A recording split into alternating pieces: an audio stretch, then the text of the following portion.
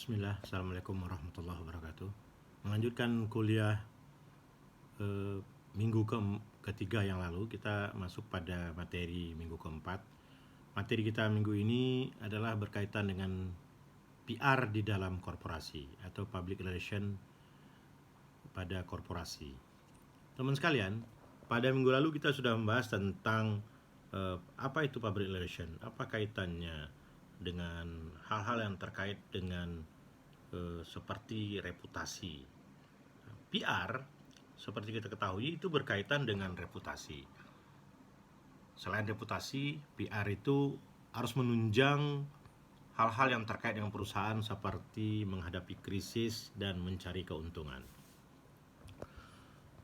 Teman-teman sekalian, PR korporasi itu memiliki tujuan. Ada 3 hal, tepat seperti yang saya jelaskan di awal.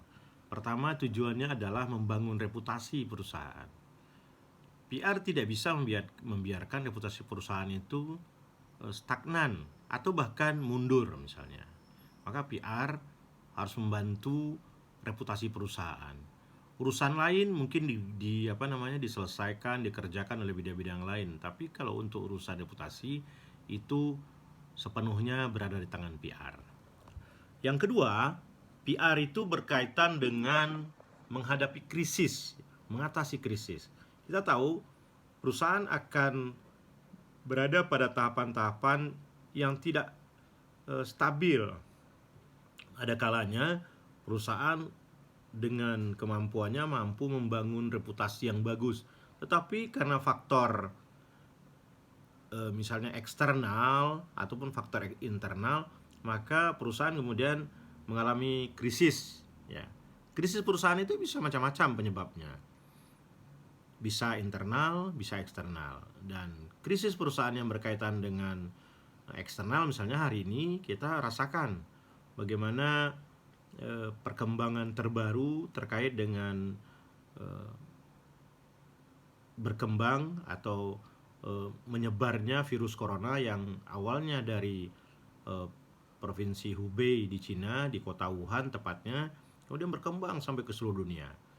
Nah, coba kita bayangkan misalnya berapa banyak perusahaan yang terpapar oleh virus corona ini. Terpapar artinya wabah ini kemudian menghancurkan kinerja perusahaan. Mulai dari kita lihat misalnya karena ada larangan lockdownnya kota, negara, itu membuat produk-produk dari negara tersebut tidak bisa disalurkan. Produk-produk Cina misalnya itu mengganggu berbagai industri di dunia.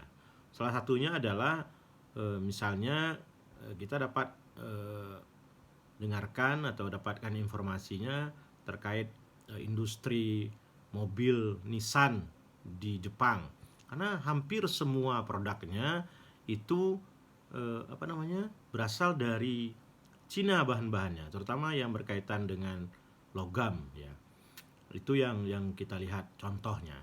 Nah, maka perusahaan seperti Nissan mengalami krisis. Ada banyak lagi perusahaan-perusahaan yang kemudian sampai mem-PHK pegawainya. Itu yang terjadi. Yang ketiga, tujuan dari PR corporate ini adalah mencari keuntungan.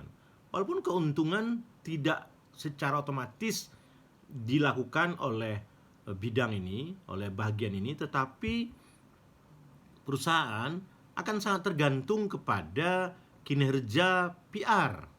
Ya. Kalau PR membangun citra yang bagus, maka produk yang dikeluarkan oleh perusahaan itu akan dianggap berkualitas.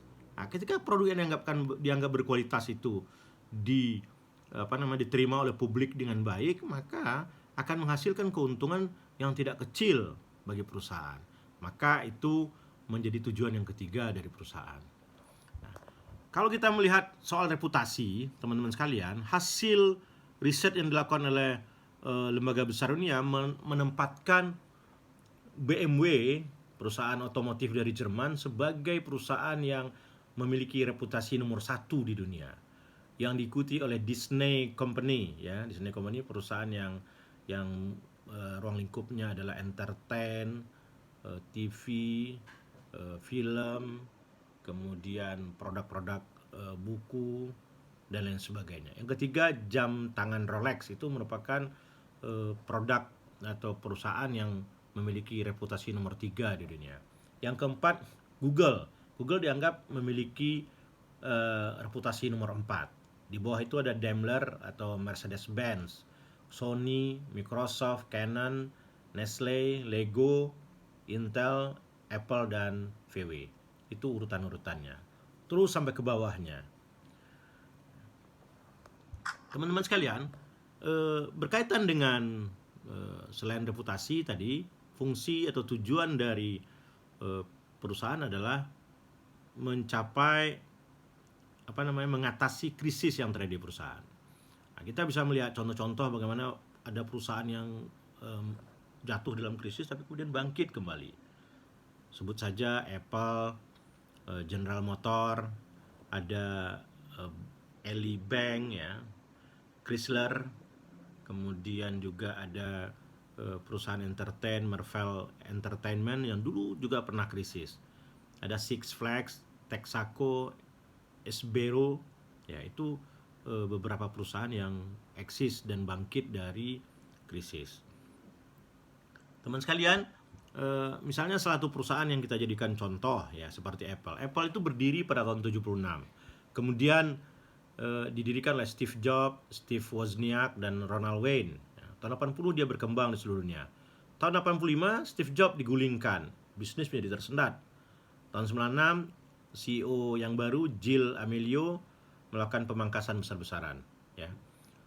Kemudian tahun 97 bisnis menjadi kacau, Microsoft menjadi sangat ekspansif, mengalahkan Apple. Nah, pada tahun 97 itulah kembalinya Steve Jobs. Tahun 98 keluarlah iMac generasi 3. Nah, itu perkembangan Apple bangkit dari krisis, ya. Hingga hari ini kita tahu Apple menjadi perusahaan brand yang terbaik di dunia hari ini. Demikian juga misalnya untuk tujuan yang ketiga, ya, PR itu berkaitan dengan mencari keuntungan. Pada minggu lalu sudah kita singgung tentang Saudi Aramco. Saudi Aramco ini perusahaan milik Saudi Arabia. Nah, Saudi Aramco ini merupakan perusahaan terbesar keuntungannya di dunia hari ini. Bermarkas di Dhahran, Arab Saudi. Ya, kemudian dia mengumpulkan keuntungan lebih kurang 111,1 miliar dolar Amerika. Nah, jumlah karyawannya 65.000, ya, pada tahun 2016. Nah, itu data yang berkaitan dengan Saudi Aramco. Teman sekalian, itulah kira-kira hal-hal yang berkaitan dengan peran PR di dalam korporasi. Bisa teman-teman dalami di dalam bahan yang sudah disiapkan. Terima kasih.